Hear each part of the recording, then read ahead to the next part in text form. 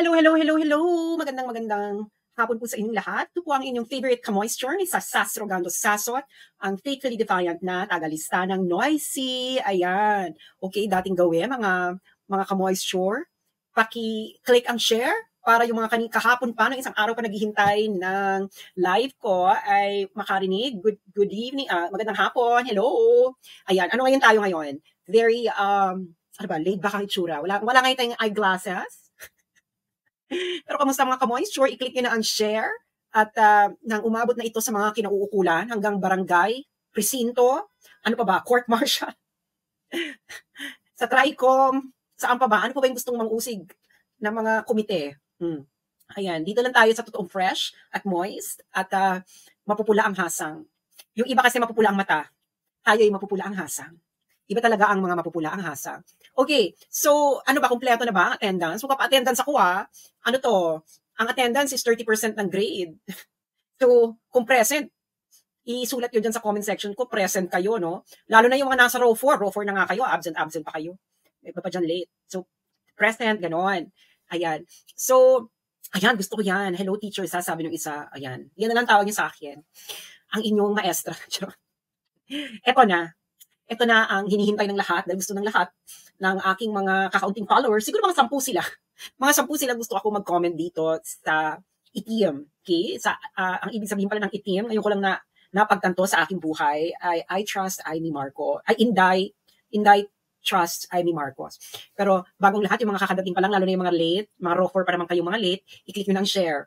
Click share. Now na, i-share nyo na to sa inyong mga e-groups. At kung ano-ano pa, habang ako'y kumakain ng tiramisu. Tagal ko na hindi kumakain ng tiramisu. Anyway, okay. Ano masasabi ko dito sa itim na ad? Well, what can I say? I think it's unexpected. I think it's expected. It's not totally surprising na magkakaganon. How should I put this? Ako, I think, this is ano to lang opinion ko lang. Wala masasaktan, kung masaktan kayo, bato-bato sa langit, katamaan ay huwag magalit.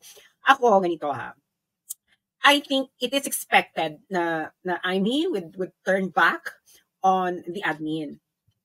Ang problema lang dito is the timing. Okay? Why? Katulad na rin, kasi binabasa ko ang pulso ng mga nagko-comment, no? Alam niyo naman ako, kailangan kapulso. Hindi lang tayo ka-moisture, kapulso ng taong bayan. Charot. Pwede maging politician. Okay, hindi lang ka-moisture, kapulso. So, tinitingnan ko yung pulso ng mga readers ko. Okay? Ang nakikita ko sa pulso ng mga readers ko is mixed opinion. Yun ang totoo, no? Mixed opinion. Merong okay na in-endorse ni Madam VP si Senator Amy. Merong no! May mga ganyan talaga. No way! Ganon. May ganon, no? May no way! Tapos meron namang lukewarm lang. Yung mga tipong, meh.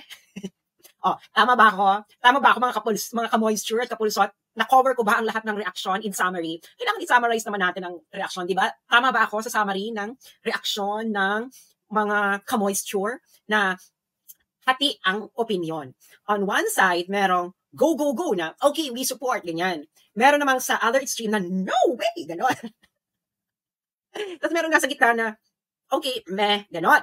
Okay, so bakit ganon ang opinion ng mga ka-moisture natin? Wala ko pakialam sa opinion ng mga followers ng iba. Ang akin lamang ay pulso ng mga ka-moisture, di ba? Una-una, bakit yung iba ay nag-no? Doon tayo sa pinakamatindi, yung talaga, no way, ganyan. Kasi yung mga yan, may trauma. May trauma, Bex, bago pa lang ang trauma. Hindi pa sila nakaka-recover. Ang nakakaloka kasi, yung trauma nila, cumulative. Cumulative yung trauma. Alam nyo karamihan ng ka-moisture, no? ng followers ko, ito ay hindi naman talaga mga pro-Marcos yan. Aminin ninyo, yung mga ka-moisture, hindi talaga mga pro-Marcos yan. Hindi sila parang, ganyan lang sila sa mga Marcos. Aquino, Marcos, okay, sige, baka pwedeng mag-Marcos. Pero hindi talaga yan die-hard Marcos supporters. Wala akong die-hard loyalist na followers. Totoo lang. Siguro dun sa isang page ko, sa For the Motherland, may mga loyalist dun, binura nila. So, dito sa page ko ito, wala talaga ditong pro-Marcos. Siguro mabibilang mo, siguro mga 1%. Dahil Dahil wala talaga, they don't. Ano lang talaga to talaga, mga bonggang-bongga, super bonggang, may Duterte sa noo. Diba? Yan talaga yan, may Duterte talaga sa noo yung mga nandyan. So ngayon, karamihan dyan may trauma. Kasi, hindi sila, um, hindi, parang yung kay Marcos support nila, naka-attach yun sa support ng mga Duterte sa Marcos. Ganyan yung aking mga followers. Okay? Dahil nga, wala naman sila pakialam sa mga Marcos, ayaw nila sa Aquino. So ngayon, nung sinuportahan ni Inday si BBM noon, sila naman parang, okay, let's do it. Alam mo yun? Karamihan dyan yung tipo, okay, let's do it. Now, pero yung let's do it nila yon, naka-angkla yon na may continuity nung panahon na ginawa ni Duterte, di ba? May continuity. Eh, biglang, pagkaupo pa lang, shit, gumaganyan na yung mga kamoisture natin sandali, parang may something, ganyan, may something. Eh, nung nagsalita na ako, actually, itong mga to nagalit dito, mga nagpa-follow sa akin, nagalit dito, nagsalita ako against EDCA. Umamin kayo, tigilan nyo ako, kayo dyan mga follower, yung mga ka-moisture. Karamihan sa inyo, hindi nyo ako maintindihan nung nag-anti-EDCA ako noong February 2023. Halos isumpa nyo ako sa Earth, sa Mars, sa Saturn, pero ako'y nanindigan dahil yun ang panindigan ko, wala akong pakialam. Sabi nga ng mga pabebe girls, walang makakapigil sa amin, charot. Anyway, tapos hanggang nag-escalate ang mga sandali, wait, ganyan yung mga ka-moisture. Wait, parang budol na to. Hanggang nangyari yung kay OJC, yung kay Kibuloy, hanggang yung mga inilaglag nila dyan si Sara dan sa confidential fund na sila nagbigay tapos sila rin yung ng OC. Parang, ha? So ngayon, itong mga ka-moisture natin, may trauma. Meron silang tinatawag na political traumatic stress syndrome. Gaga ka pala nabudol ka, syempre may trauma. So yun, meron silang PTSD, Political Traumatic Stress Syndrome. Okay, class, ano ang ating term for the day?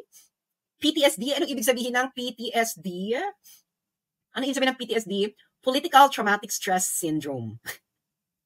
Okay, once again, Political Traumatic Stress Syndrome. So may PTSD pa yung mga yan. Okay? Ngayon, itong mga ka-moisture, I think January pa last year, lang nagsasabi na, Amy, magsalita ka. Amy, magsalita ka.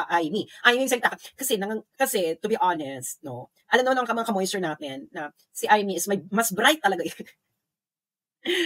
Mas bright naman talaga ito sa kapatid niya. No? Ano ba ito sabihin ko? Naalala ko nung 2022 May, in-invite ako ng Ilocos Norte Tourism because they would like me to join a beauty contest. Ang binibining Ilocos Norte. Daga. Iningayaan ako maging isa sa mga board of judges. Ganyan. Ngayon, nandun ako, puro Amy mga bukang bibig nila. Sabi ko, bakit puro Amy? Yun nga, parang may tinatanong ako, ang ganda naman ito, tapos sabihin nila, kasi dahil po kay Amy. So, bakit po lang parang kay BBM? Gano'n. So, doon pa lang alam ko na, si Amy yung mas may ganap sa magkapatid. Kasi doon ko lang naman talaga nakilala ang kanilang pagkakaiba. Eh, syempre, so yung mga ka-moisture natin, matagal na nag-request na, hindi, magsalita ka na, Emerald, ganyan, magsalita ka na. And of course, it's so unrealistic na kapatid niya is ilalaglag niya, di ba? So unrealistic. Pero yung mga ka-moisture natin, yun ang sinasabi na, ano ba Amy? Bansa or kapatid? Ganyan. Bansa or kapatid. So yung mga ka-moisture, naghintay sila ng napakamahabang panahon. Tapos ngayon, biglang, eksena. Diba? Eksena, merong itim. Basically, yung itim na advertisement, ito talagang anti-admin ka talaga. Lumabas ka na talaga ng anti-admin. Diba? Kinampihan mo pa katabi mo pa si Inday Sara na inaakusahan nila gustong pategi yung kapatid mo. Ano pa ba? So talagang this is a full-on anti-admin. Pero, kaya nga sinabi ko sa inyo, ng ka-moisture natin, may PTSD, may Political Traumatic Stress Syndrome. Kaya, ang isang sa mga hanay ng ating mga ka-moisture is, no way! Kahit i-endorse pa siya ni Inday Sara. So, yun yung isang one side ng ating mga ka-moisture. Ngayon, sa other side naman, yung mga, okay, yes, sinuportahan ni Inday Sara, let's do it. Itong sa other side, no, may PTSD rin. Actually, lahat naman tayo may PTSD, mga ka-moisture, no? Political Traumatic Stress Syndrome. Yung isa namang side, may PTSD rin yan.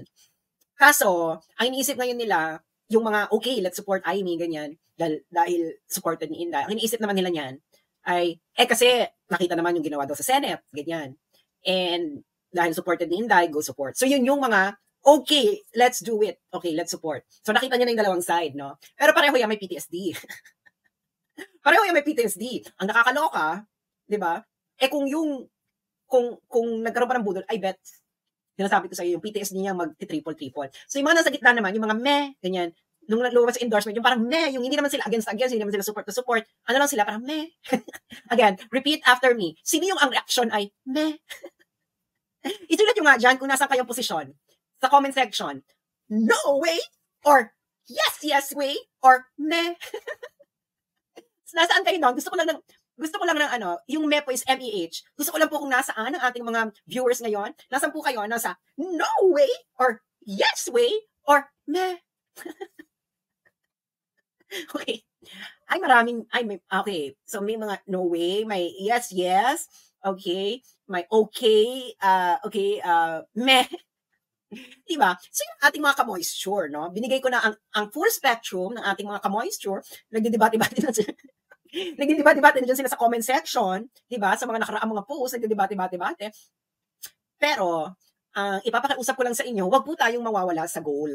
Okay? Ano po ba ang goal natin? Ang 2025 election po ay ang tinatawag nating very strategic vote. Okay, very strategic vote. Bakit siya very strategic? Alam naman natin na siguro may mga napupusuan tayo talagang kandidato bilang senador, pero ayaw natin silang iboto because of meron niya tayong goal. Alam naman natin na ang pinakamalaking issue na harapin ng Senado na